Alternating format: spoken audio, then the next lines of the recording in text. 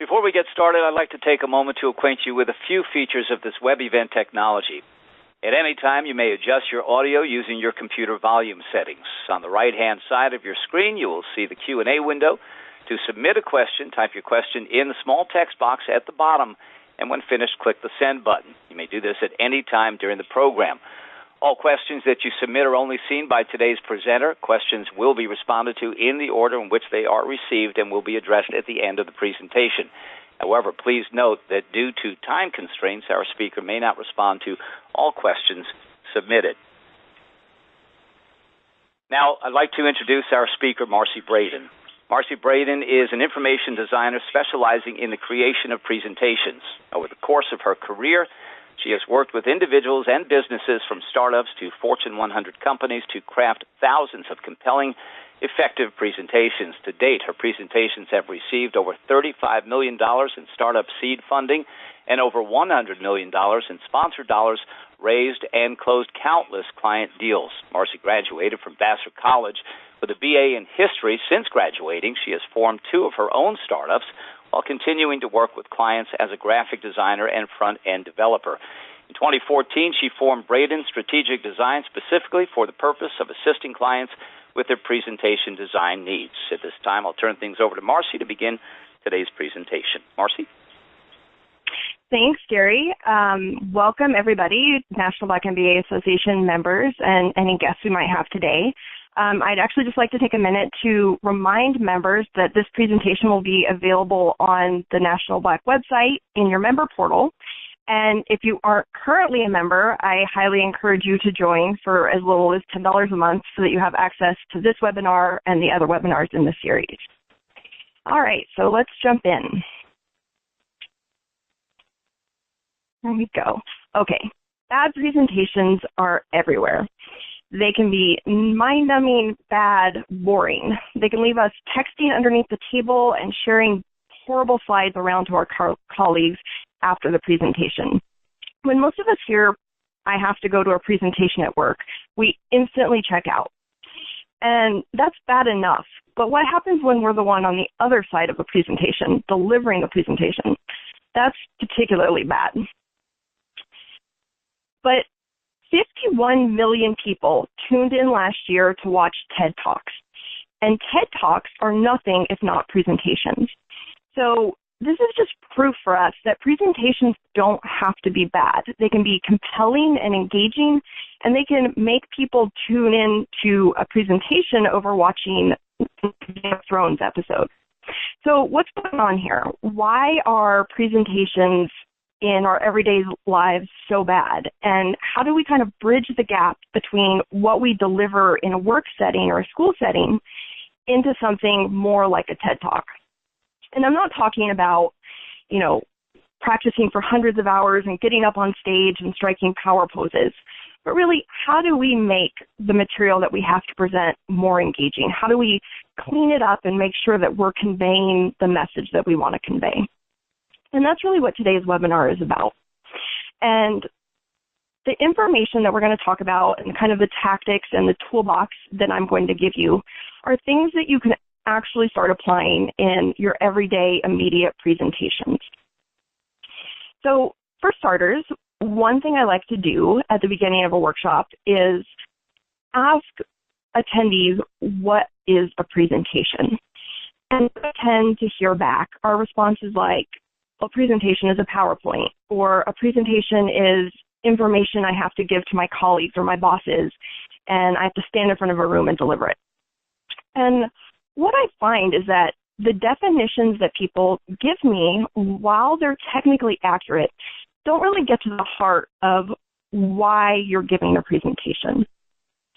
So to level set, I've actually come up with my own definition of what is a presentation.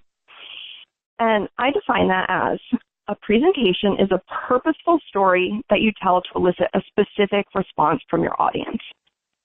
And by using this definition, we really are able to pull out what I call the essential elements of effective presentation design.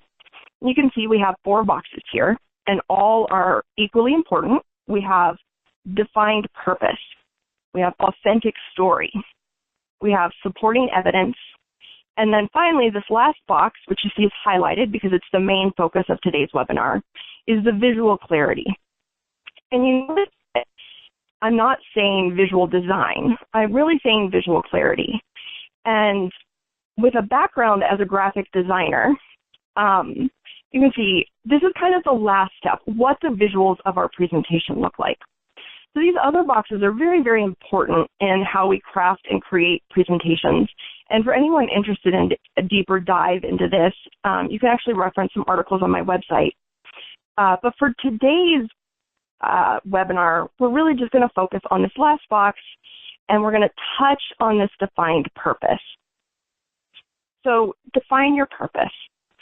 When I sit down with a client and ask them why they're giving a specific presentation, people always stumble through a response, but it's abundantly clear to me that they haven't articulated specifically what they're trying to achieve with a presentation. So before we can talk about visual clarity, we have to define our purpose, because we're going to keep coming back to our purpose over and over again as we build individual slides. Defining our presentation purpose is also going to help us define individual slide purpose, which is a very, very important part of this process. So I've actually created what I call a purpose statement, and it's this cheesy little two blank statement that I literally have clients fill in, and I actually, for big presentations, I myself will write this on a Post-it note with these blanks filled in. So I want blank to blank because of my presentation. Notice that we're not focused on the information that we're conveying in the presentation. We're focused on the action that we want our audience to take because of our presentation.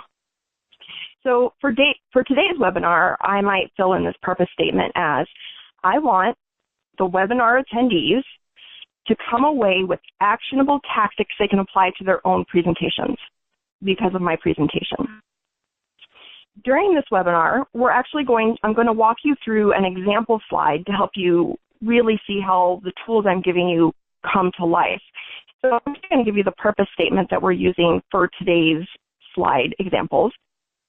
So the example I'll be using is a brand new product that is tested and ready to be built, but we just need a little bit more money to get out there to market. So my purpose statement for the slides we'll be using is, I want Y Combinator to give me $500,000 because of my presentation. So we're just going to keep this in the back of our mind as we move forward. So adding visual clarity. I like to set people up for how to think about visual clarity with this statement. Everything that can be said clearly. Super simple, super accurate, but really important to keep in mind, because this statement is going to be fundamental to all of the tactics we take to add visual clarity to our slides. Before we jump into the actual tools, we're actually going to touch briefly on some of the scientific concepts behind the tactics that I'm giving you. We're not going to do a super deep dive into the science, but it is very helpful to understand why I'm telling you to do the things I'm telling you to do with your slides. And if you can remember these things and draw back to them, it'll help you make decisions when you lay out your own slides. So, for starters, cognitive overload theory. So this sounds very intimidating, and really, in explaining it, I'm going to try to keep it as simple as possible for you so that I don't give you cognitive overload. But basically what this means is that when you give someone too much information at one time, they're less likely to remember any of it. And we're going to quickly just walk through how this works. So we see here on the left, we have our presentation. And over here on the right, we have your audience's long-term memory. It's always your goal when you give a presentation, or it should be, to get into their long-term memory. Because if you're presenting data and you're not getting all the way over here to this green box, then you can't expect your audience to take any action based on what you've presented them. But to get to the long-term memory, we first have to go through the short-term or working memory that we see here in the middle. And to get there, we can see, first of all, we have all of these little escape routes from the presentation itself. So to avoid these arrows, we get our presentation into our working memory. We're going to have some tactics for reducing the information. These arrows also come into play as you work with the story that you use to tell your presentation. The more engaging of a story you have, the more likely you are to captivate your audience and trigger into their working memory. Assuming that we have a pretty solid presentation and a pretty solid story, and we actually get into their working memory, we see all of these escape arrows that are preventing people from moving into the long-term memory. So what these escape arrows are is really the information overload. This is where the cognitive overload comes into play. We are taking, through our presentation, way too much information and trying to stuff it into this box. And instead of things flowing out nicely over to the long-term memory, they're just escaping through all of these arrows here. So I'm going to show you, and be prepared, I'm going to show you a very, very cognitively overloaded slide. And we have here, you can see there's a lot that's wrong with this slide to dive into and kind of pick apart. But the number one thing that you should notice is that there's just way too much information on this slide. And I can guarantee that you guys are doing one of two things. Either you've stopped listening to me and you're trying to read what's on this slide and you're trying to see what it says, you're reading ahead, your eye is kind of all over the page trying to absorb it, or you look at this slide and you think, are you kidding me? There's no way. And you give up on it and you tune out, and that's when you start texting under your desk. So with cognitive overload theory, the really important thing to keep in mind is don't overload their brains. Don't give them too much information. And we will come back to this. The next concept that we need at least a high-level understanding of is eye movement. The way that people's eyes move around any form of media is an extremely well-studied and documented phenomenon. Advertisers pay a great deal of money to study what people look at first when they see an ad or when they see a web page. This has also been done for presentations. And if you look at this diagram here, this is a slide that's divided into 16 squares.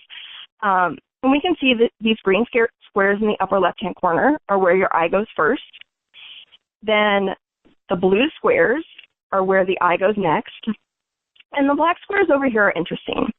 They're either one of two things. They're where the eye goes last, or if the viewer hasn't found anything compelling in these two squares, their eye is never actually even going to go to these black squares, because these areas they're less interesting, they're less likely to get our attention, and we as humans are very, very prone to scanning. So if we start to scan this slide and we don't see something we're interested in, we kind of give up and move on to the next thing. So if we look at how this plays out with the slide I just showed you, here in the upper left-hand corner, we have the most important piece of real estate on our slide. And what we have in that box is the squished, cheesy clip art head of this guy. If we kind of progress through the slide, this quadrant of real estate that's extremely important is still not really giving us anything that we can hold on to and really understand and are engaged by. So our viewer on this slide has actually probably stopped viewing. They're not even looking at these additional boxes. So as you build your slides, just keep this grid in mind that the upper left-hand corner is the most important, and it's where you need to start engaging your viewer, because that's where their eye instills. The next concept is white space and the importance of white space. For me as a designer, this is probably the number one mistake that I see in otherwise pretty good presentations. White space is the space on the page that has no content. And people often neglect the white space because they don't think it's the absence of content. And most people start by addressing the content. But by including white space and understanding the importance of white space, you actually can do two things. One, you can help guide the user's eye around the page by using white space appropriately. You can also just help them relax their eye and stress them out a little bit less when you present them with content. So if we look at this horrendous slide, I'm about to take this slide and add white space. And I am not saying that the next slide is good, but I think we can agree that it's a little bit better. It's a little bit less taxing on the eye. It's a little bit less stressful. So I haven't changed any of the content. I haven't even removed any of the images or the colors or the font weights, but I've added just a little bit of white space, and that's helped this slide be better. So we can see, in addition to the white space around the edge of the slide, keeping this little dotted line you see here as a margin that you should respect, and you can see the dotted line here, but you obviously wouldn't put this into your own presentation. This is just the space that you should respect around the elements. And then the elements themselves also have space around them, and they have equidistant amounts of space. So the space in this column is equal to the space in this row. And this is really much more pleasing to the eye. Even if you're not actively acknowledging it, your brain is subconsciously processing these pieces of negative space on the page. So as we go forward, just be mindful of all the space on the page, not just the content, but the white and negative space as well. Visual hierarchy. So again, to touch at a high level, humans inherently like structure, and they like hierarchy, and they like order. And if we think about how we read the newspaper, or more realistically now, how we view a newspaper online, we are scanning. We don't sit down and read a website's top to bottom. We go to the website and we start looking for content that's interesting to us. We start looking for titles that jump out at us, important pictures.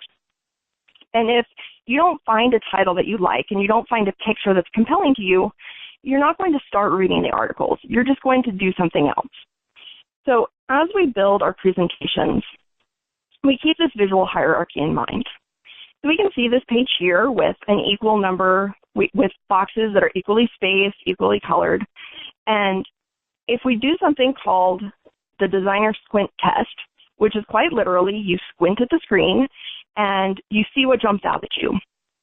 And what jumps out at you is where you start. So to add visual hierarchy, we start to pull in elements like font sizes, font bolding, colors, and even a little change to this slide here.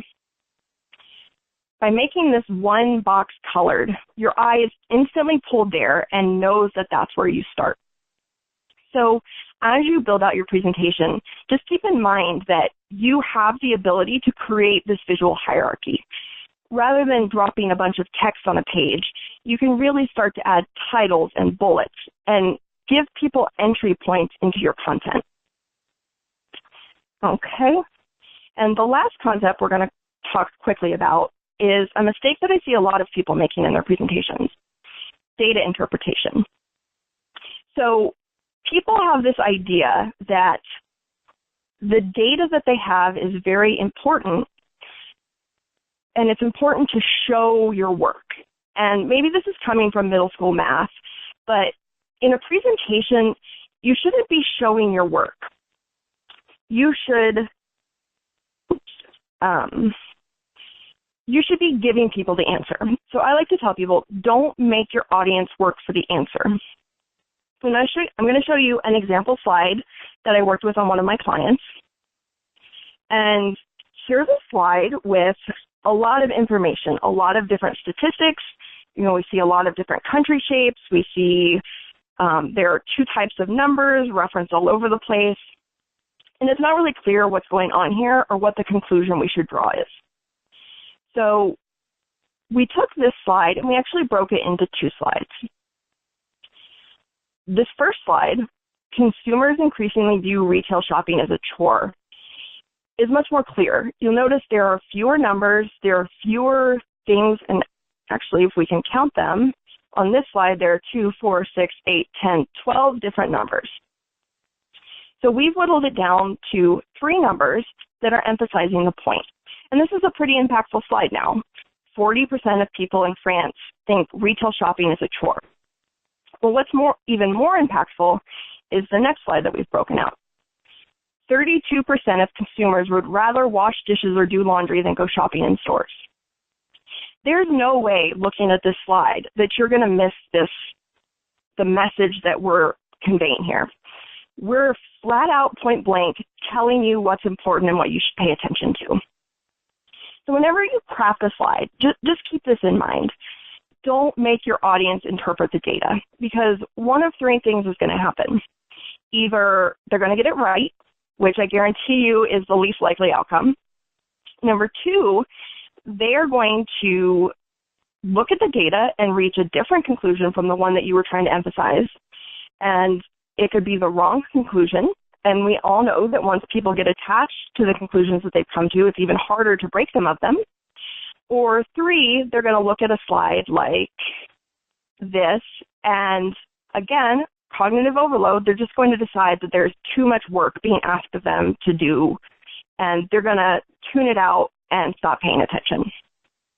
So as you build your presentation, make sure you're doing the data interpretation for your audience. Okay, those are the high-level concepts. Now we're actually going to jump into the tactical strategies and the tools that you can start implementing in your own presentations. And the first one, I'm sure everyone has heard, less is more. And this is perhaps truer in a presentation than almost any other medium that I design in or deal with. And I like to put this quote out there, and I'm going to apologize to the French up front, but a good designer finds an elegant way to put everything you need on a page. A great designer convinces you that half that bleep is unnecessary. So this is the quote that you should have in your mind as you sit down to design your slides. Less really is more. And remember, if we think back to cognitive overload, we now understand why. And we know that if we give people more, they're actually retaining less than if we give them less. So just kind of use this quote as, keep it at the back of your head. Less is more. That's tooltip number 1. Tooltip number 2, and I see this a lot with clients. Someone will bring me a deck to work on, and they will tell me, okay, Marcy, this deck can't be more than 12 slides. And I start digging into their deck. And what I find is, while they're telling me that the deck should be no more than 12 slides, they actually have the content for 50 slides. So I always try to break this mindset early. More slides are better than crowded slides. They're more effective, they're easier for your audience to ingest, they're more visually appealing, and you actually move through more slides faster than really dense, crowded slides, because you're able to make the point that you're focused on, and you're able to move to the next slide pretty quickly. Okay, so our next tool tip is to identify the slide's purpose. And we talked at the beginning of this presentation about identifying the overarching purpose of the presentation. But you really do, every time you approach designing a single slide in your presentation, you should be thinking about the underlying purpose of that slide. What are you hoping to accomplish by including this slide in the deck? And 1, is it serving that purpose effectively? And 2, is the slide, are there other slides in the deck that are already serving this purpose? And this is where we start to look at slides against other slides and make sure that we're really focused in on that core purpose. So we're going to jump back to our purpose statement for this example that we're going to use. So I want Y Combinator to give me $500,000 because of my presentation. So when I think through that main purpose and I look at this slide that we're going to be working with, I start to look around it and I think, okay, what is the purpose of this slide? If my overall purpose is that I want to motivate somebody to write me a fairly hefty check, what is this slide doing in service of that? And I'm not going to make you read this. I've gone through this slide in detail. And the creator of this slide is trying to do two things. And the purpose of this slide really comes down to market demand. And all the different pieces on this add up to explaining the market demand for our product. And, it took reading through this and really sussing out the information in relation to the bigger deck to figure that out and to find that out. So I've done a little additional legwork that you might not be able to see necessarily by looking at this slide in a silo. But once we know the purpose of the slide, our task is to zero in on the effective data. And again, this comes back to the cognitive overload, and it comes back to not making our audience interpret data. So in looking at this slide, I identified two pieces of information shown here that were fairly powerful. One of them, approximately 68% of bankers across all industries we surveyed, including retail banks, private equity banks, and others, expressed interest in using the product for their business needs in the future. And then the other number down here at the bottom, an estimated $68 billion in untapped U.S. market with huge international expansion possibilities. So we'll keep these two in mind and jump to our next tip is only use one stat per slide. So whenever we have a big important number that we're using to try to impress people or move people to action, it's very important that we focus on that number. So when we look at these two numbers that I identified, the inclination is to think that, okay, well, the $68 billion is a pretty impressive number. People sit up and take notice of large amounts of money. But that number actually doesn't get to the purpose of this slide that we identified, which is what is the market demand for our product? The market demand is that 68% of bankers want to use our product. The $68 billion that we've identified down here is the market size or opportunity. It's not how many of those people want what we're offering. So we're actually going to hone in on this 68% of bankers across all industries.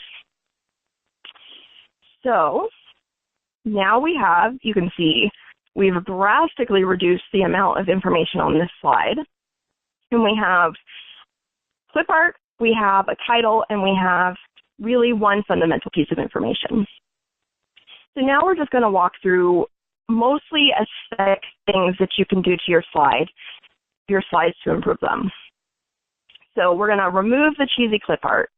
And, this is something that today in 2017, I would hope that I don't have to say to people, but, it really is surprising the number of times I see images like this in presentations. And it's not doing a service to the information you're trying to convey. It's distracting, it's cheesy. People are focused more on the image than they are on the information you're trying to give them. And just another quick word, you can see too that this image is actually squished. So this guy, his head is not supposed to be that thin. When they put this image into the slide, they actually just dragged it and squished it into a space. So I will caution you as you build slides, if there are images that you think add value to what you're producing, just make sure you keep the aspect ratio of the image the same so that you aren't squishing people's heads. It's distracting, it's unprofessional, and it doesn't add anything to what you're trying to achieve. So we're going to remove the cheesy clip art. Okay, we see that we're left with just the title and the piece of information. Our next step is going to be to remove the extra colors. So we see the colors within the bullet point are actually fairly helpful in that they're drawing our eye to the most important piece of what's going on here. However, the colors up here in the title, the red and the blue on can't, aren't doing anything effective. So we're going to start by stripping away all the colors. Gone colors. The next thing we're going to do is we're going to remove the weird fonts, and we're going to remove the extra font weight. So you may have heard the expression that if everything is special, nothing is special. Well, if everything is bold and weird, then nothing stands out. And we all know that using bold as a font weight is supposed to draw your attention to a specific piece of information.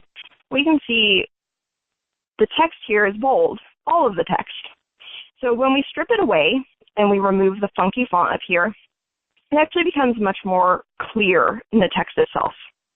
So I encourage you to use fairly standard fonts for a few reasons. One, they're easier to read. Two, they're not distracting.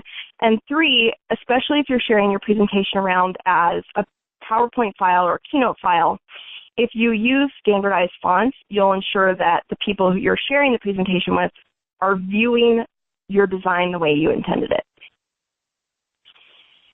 Then we're going to come back to white space. We're going to add a little white space. We're going to pull the content away from the edges of the page. And now we're going to start adding clarity. So probably one of the top offenses that I see in decks when people try to get creative with their decks, and they use titles that aren't necessarily descriptive. If I were scanning through a deck and I came to this slide, the title of the slide, "People Can't Wait," means nothing. It means absolutely nothing to me in the context of this presentation. People can't wait for ice cream. People can't wait for the line at the bathroom. I have no idea what the purpose of this slide is by glancing at the title. And if you think back to the eye movement around the page and the visual hierarchy people are looking for, people want the title to quickly tell them what the content is about, just like a newspaper article. You're not going to stop to pay attention to this slide if the title isn't clear and compelling. So we're going to think back to what the purpose of this slide is, and we're going to make this title very explicit. There is strong market demand. There is no way that someone flipping through this deck now doesn't have an instant understanding of what the purpose of this slide is. Now that we have our clear title, we are going to eliminate extra text. And you may be thinking, well, there's almost no text on this slide now. If we think back to what it looked like in the beginning, we have about 1/10 of the content that we started with. But there's always more content you can remove. So here I've redlined the text that's really additional text. And we can boil down the purpose of this slide to there is strong market demand, 68% of bankers expressed interest. That's pretty clear. It doesn't force the viewer to interpret anything. It doesn't make them guess. It doesn't make them spend extra time thinking about it. It moves straight into their working memory and is much more likely to hit their long-term memory. We're going to continue to add some of our visual hierarchy. And in this case, we can see this is obviously, the title is clear, but now we have this small text on the page. So, boom, we're going to make the percentage really noticeable, really stand out, and we're going to make it very, very clear what this number signifies. So, there is strong market demand. 68% of bankers express an interest in our product. And so the other thing you notice if you look at this slide is that while it's much clearer, it's still not necessarily very design polished. And this is where presentations are open to some interpretation. while the fundamentals that we've covered are pretty universal and they're just rules that you should follow, the design aesthetics that you use is very much a choice. And this same slide, you can apply different visuals to it to make it look good. You can apply different color palettes and as long as you're following the rules, different arrangement of the elements. So here we see I've moved the title, but you can tell it's still in the first place that our eye is going to hit. If there's no content up here in this quadrant, our eye is going to jump. It's going to jump directly to the title. And then we've added a little bit of visual appeal, have some bankers shaking hands in the background. But the real emphasis of the slide is still this 68%. And that's immediately where your eye moves after you read the title. There's strong market demand. 68% of bankers are interested in our product. And there are certainly other ways to design this slide. I'll show you a few quick options here. Here we have our title on the top, we have our number on the left, and we have the visual on the right.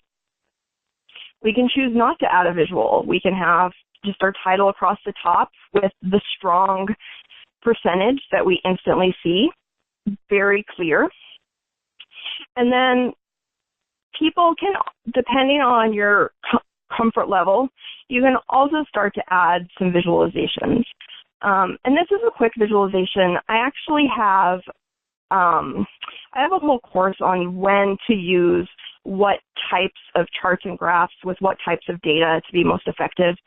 And for those of you who are attending the conference next month, I'm actually moderating a session with someone who is an expert at data visualization specifically. She's a data scientist. So if you're attending conference, definitely check into that session because she'll provide insight on when to use different graph types, different bar graphs, pie graphs, line graphs to achieve what you're trying to achieve. So if we take a look back to our original slide, this is what we started with. And we can see that any one of the subsequent slides that we've designed are infinitely better. They quickly convey the message, it's clear what's happening, and we're getting our point across. So our design, we just walked through what I call our designer's toolbox checklist, and you can see they're pretty straightforward. They're things that you can start implementing immediately, and more so than even the design and the polished design. You just want to make sure that what you're taking away from this webinar is that it's about the visual clarity and making sure that the information comes to the top whenever you put together any piece of information that you hope your audience takes something from. And like I've said, I'm a designer, so design is not the most important thing. And you really, really need to focus on the data and the data that you're trying to carry across whenever you put any kind of presentation together. And I mentioned at conference, there's specifically a session, a breakout session called, I think it's called Effective Presentations or Creating Effective Presentations. And that will have all different material focusing on the data and really conveying the data. I also wanted to mention that anyone who does register for conference who attended this webinar, I'll be sending one of my free webinars that dives a little bit more into some of these topics. So I highly encourage you to register for conference and check it out. There's a new format this year. There's a deeper dive into a lot of practical skills, and I'm really excited to be there and to attend. And now I'm going to pass it back to Gary so we can open it up for Q&A. All right. Thank you, Marcy. As a reminder, before we get to the Q&A portion of today's program, the Q&A window is located on the right-hand side of your screen. To submit a question, you type your question in the small text box at the bottom. When you're finished, click the send button or push enter. Please note that due to time constraints, that is, our speaker may not be able to respond to all questions submitted. At this time, I'll send it back to you, Marcy, to take care of the Q&A portion of the program. Okay. Looks like we have a few questions here, and I'll start jumping in. A few people are actually asking about PowerPoint or Prezi. For those of you not familiar with Prezi, it is it's a cloud-based tool, kind of rethinking the presentation. There's a lot of movement, a lot of, it's highly graphical, and as you click things, they move around the site.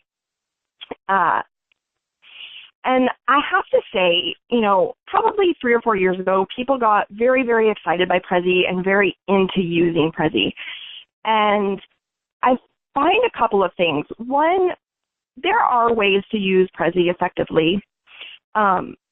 Personally, I actually have an article on Prezi on my blog.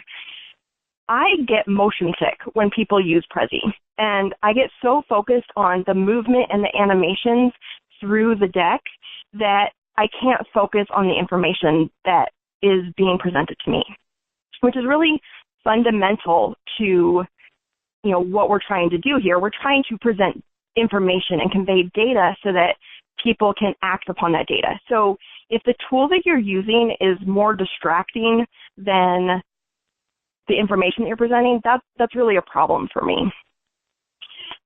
We have a question here about standard fonts. Standard fonts are interesting. If you're using a PowerPoint presentation or even a keynote presentation, the list of acceptable fonts, I'm sure you might know, is fairly limited.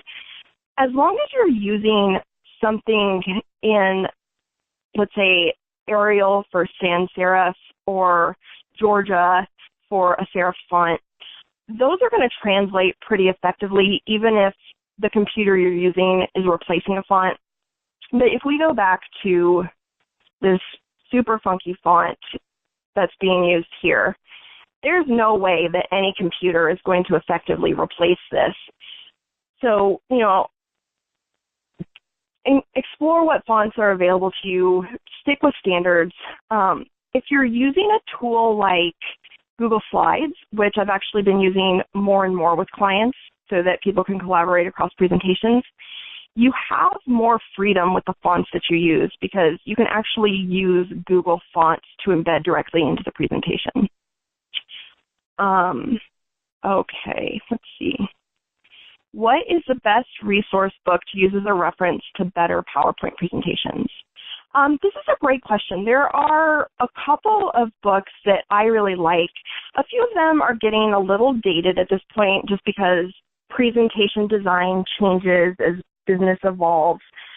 There's a really good book by, her name is Nancy Duarte, I think is how you pronounce it, called Slideology, and it's the art and science of creating great presentations. And that, I don't necessarily agree with so she mostly approaches presentations from someone who will be up on a stage presenting them, but she does go into a lot of the science of actually creating your presentation.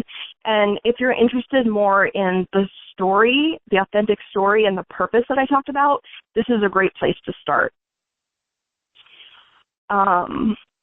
Let's see. How would you display more scientific data for a professional presentation? So this is a great question. Sometimes it's hard to get around giving people a chart, or if you're doing anything with, big data or lots of analytics or lots of data points, sometimes you do need to show more data.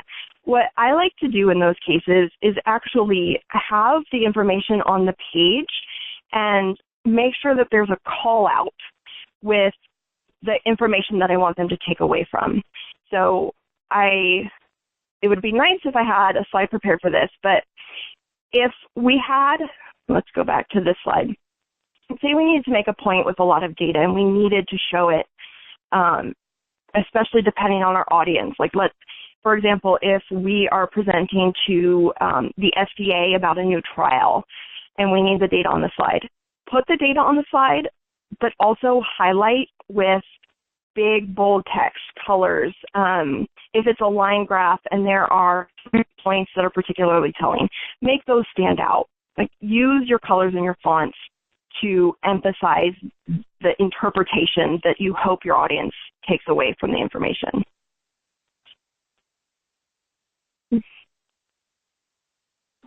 Okay, we have a question. Since clip art is not ideal, where can one get images without infringing on copyrights?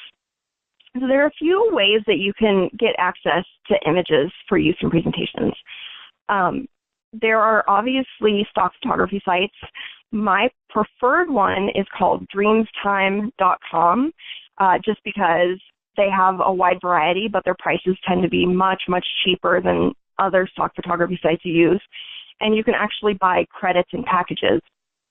You can also do, I believe it's called Pixabay, and they house copyright-free images that you can use for non-commercial purposes. And even Google actually has, if you do a Google image search, under more tools, it lets you filter by the copyright of the photos that you're looking at. So you can actually select free for non-commercial use, or often editorial use, so that you can pull more images for your presentations. My only word of caution here is that if for some reason you're creating a presentation that you intend to charge people money for or sell directly, new laws and guidelines on the pictures do come into play, and you'll have to explore what might be appropriate for your purpose. Let's see. Okay, so we have a question. Does the less is more rule apply for pictures even though people are more visual? So I actually thought about including a slide on this within the presentation and opted not to, because the jury is a little bit out on how people view presentations. There is conflicting research on what people's eye goes to the slide first. And what studies are starting to suggest is that people actually are more drawn to and read text first. So like a big text title like this is actually thought to draw the eye more now than this image. And that seems a little counterintuitive. You know, humans are very visual. We do like visuals, but it's just not panning out right now in the research. So I do tend to create slides that have strong graphical elements, as long as they're contributing to the story and they're not distracting, or if they're in the background and making an impression. I think that, you know, my personal decks, I do favor pretty powerful, clear, clean images. And one piece of caution here, I would encourage you not to use super cheesy stock photography. And I think we all know what I'm talking about, where people are, you know, in a coffee shop with cups in their hand with their head back laughing, or there was a meme that went around about women who are making salads and laughing. Don't use things that are overly trite or contrived. Try to make the images high quality and true to your message. If you have personal images that are directly relevant to what you're doing, for example, if you're presenting on human resources to your company, if you can incorporate real high quality images of the people at your company, that would be more effective than a stock photography. Would you suggest taking a notepad along during a presentation? This is a good question. This is really more to personality. I find that when you're comfortable with the topic and you're comfortable with the way you've put your slides together, and you don't have too much going on any one individual slide, it's actually better for you, and back to the more authentic story, it's more engaging for your audience if you can try to let your slides guide you. And by this, I definitely don't mean read off of your slide. We've all sat through those presentations where the person is standing up and just strictly reading the information on the slide. But as much as you can, you know, get comfortable with your content and really, and, you know, I wouldn't even write a script. I've worked with clients who insisted on writing a script against largely, a lot of startups do this because they're so nervous going in front of investors, and they write a script. And what ends up happening is it's just so stilted, it's so inauthentic that it's distracting. So, I wouldn't suggest a lot of notes. If you have a couple of guidelines and points that you want to make sure you hit on a slide, that's totally fine. Okay, here's a good question. What should be the difference between a presentation that you are giving versus a deck that you are leaving behind that has to speak for itself? A lot of the tips that I gave you, especially around eliminate text, eliminate content, are really more aptly applied to what we call pitch decks. So a pitch deck is a deck that you stand up in front of an audience and you pitch. When we talked about cognitive overload and attention span, where you want the information on the slide to be as limited as possible because you really want people focused on you. For a deck that you have to either leave behind or deliver by email, you obviously need to oftentimes add more content, more context. People tend to go a little overboard with how much of that they put in. Even decks that I'm designing as a leave behind that someone comes to me with a draft of, I'll typically eliminate 60% of the content on a slide. And again, this is where don't be afraid to stretch the content out over many slides. So if you have a lot of the written word that needs to be included, just make sure you still do it in such a way that the individual slide is pleasing and easy to look at, easy to ingest, and doesn't make people instantly tune out and flip to the next slide. Because if you're not there with them when they read the deck and a slide looks like too much work, that's honestly just what they're going to do. They're not even going to take the time to read it. They're just going to flip to the next one until they find something that they like. Should I avoid using presentation templates that don't have white space? So this actually gets to a more fundamental question about presentation templates that I'd like to quickly touch on. There are a lot of places and resources on the web where you can actually go and buy presentation templates that come with, let's say, 100 slides that have all different layouts and can accommodate all different kinds of content. And I actually like these as a starting point for presentations if you're a non-designer. And a site that I like to use that has great content is called graphicriver.com. And you can, for anywhere from $8 to $20, you can buy a template that you can use in your process. If you do this, however, I would just caution you that the people who are designing these presentations aren't necessarily concerned. Well, they're definitely not concerned with your data and your information, and they're not thinking about the most effective way to convey a specific piece of information. So if you start with one of these templates, still follow through this checklist that I provided you and make sure that the template that you're using is highlighting your data and not obfuscating it. And remember, things that are overly designed with effects and flashy elements and animations, all of those things just serve to distract from what you're trying to accomplish with your presentation. So, if you feel comfortable going through these steps and starting with a template, by all means do so.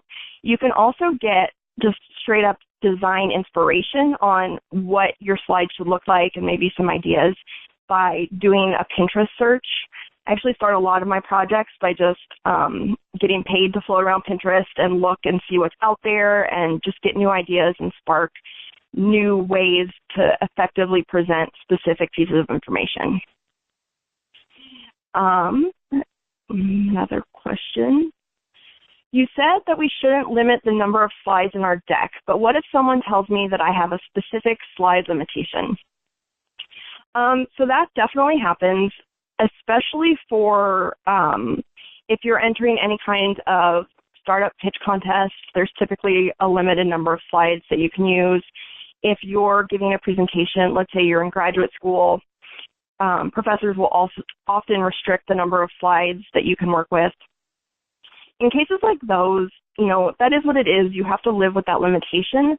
But I do encourage you to still think about the amount of information that you're trying to convey. And with something that you're presenting, any kind of pitch deck, boil what's actually on the slide down to the absolute fundamental necessity, and then you can talk to the rest.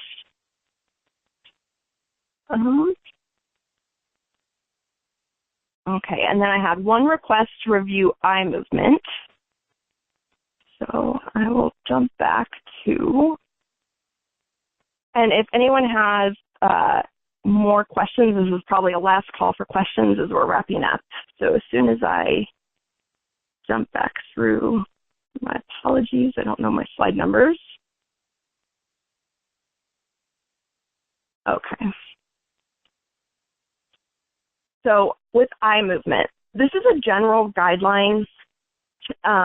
You can see here we have the quadrants, the page divided, and this is really the natural way that people start to view slides. We start in the upper left-hand corner. That's where the eye instantly goes first. The caveat is for Western cultures where we read left to right. And then our eye scans outward from there and almost follows this, we call it the F pattern. And then finally, in the outer edges, if your eye, one, doesn't see anything within these first two regions that you find compelling, then you're probably not getting to these black boxes on the screen. If, however, your eye sees something that sparks your interest, an image, a title, a big stat, a big number, then the viewer is much more likely to ingest the entire content on the slide. And if you recall back to one of my final slides, let me show you this. We can see that there's nothing in this upper quadrant on this side, but with the white space, our eye instantly just goes to the first available element. So even though we don't have something squarely placed up here in the left, our eye keeps moving until it hits the relevant information. And then I have one more kind of fun example that I'll show you guys that's pretty effective. As your